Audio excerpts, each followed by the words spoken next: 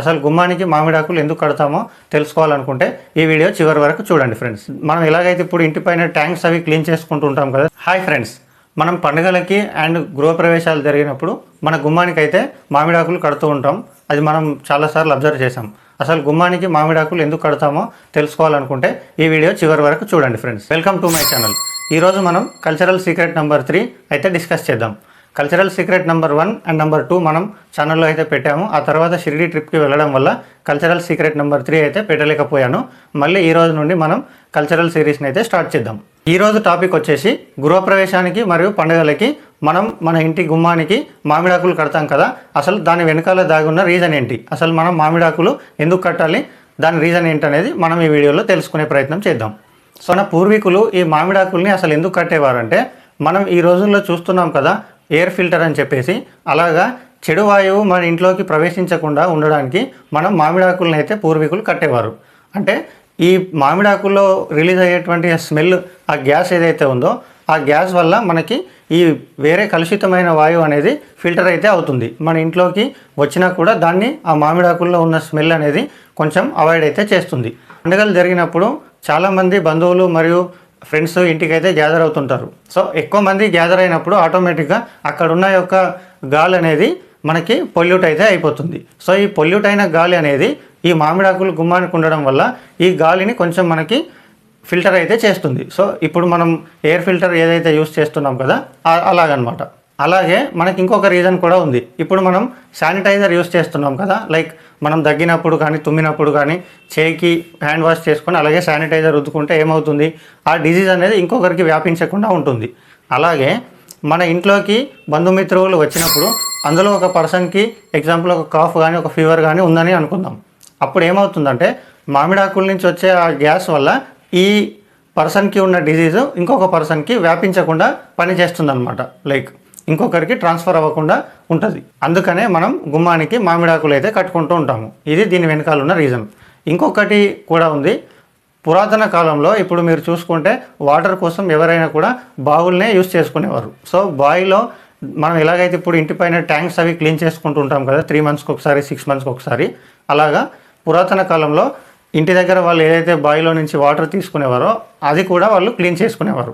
So బావి లోపల కనుక మీరు చూసుకుంటే అందులో ఉన్న చిన్న చిన్న పురుగుల వల్ల కావచ్చు, లేకపోతే అందులో చాలా చెట్ల ఆకులు అనేవి పడుతూ ఉంటాయి కదా, దానివల్ల ఏమవుతుందంటే అందులో కూడా ఒక రకమైన గ్యాస్ అనేది అయితే ఫామ్ అయిపోతుంది. సో మన పూర్వీకులు ఈ బావులను క్లీన్ చేసేటప్పుడు ఏం చేసేవారంటే, కొన్ని మామిడి కొమ్మల్ని ఒక గుత్తిలాగా తీసుకొని దానికి ఒక తాడు కట్టేసి ఆ బావి లోపలికి ఇన్సర్ట్ చేసి ఆ వాటర్ పైన టోటల్గా అటు ఇటు తిప్పేవారు.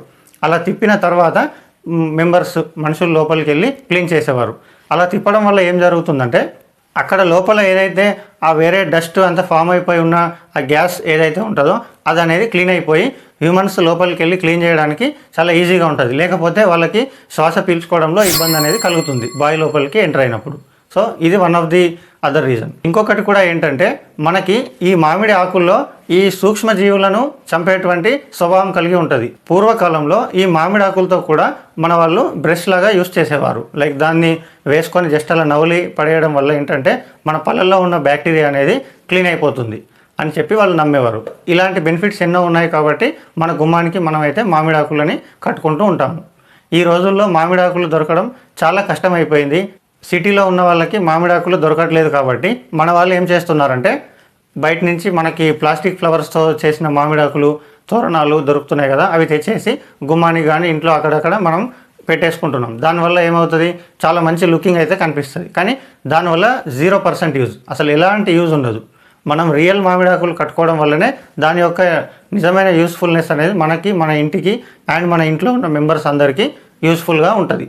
మనం ప్లాస్టిక్ ఆకులు కట్టినా ఒకటే, కట్టకున్నా ఒకటే, అది just for the purpose of looking అనమాట. సో 99% మీరైతే మామిడాకులనే కట్టడానికి ట్రై చేయండి. మనకు బయట అమ్ముతుంటారు పండుగలప్పుడు, అప్పుడు తీసుకోండి. ఇంకొక జనరల్ డౌట్ చాలామందికి ఉన్నది ఏంటంటే, మామిడాకుల్ని మనం కడతాము, కట్టినప్పుడు బాగానే ఉంటాయి, తర్వాత ఒక 2-3 డేస్కి అవి వాడిపోతుంటాయి. మరి వాడిపోయిన మామిడాకుల్ని వెంటనే తీసేయాలా అనే ఒక చిన్న క్వశ్చన్ ఎవరిలో అయినా ఉంటుండొచ్చు.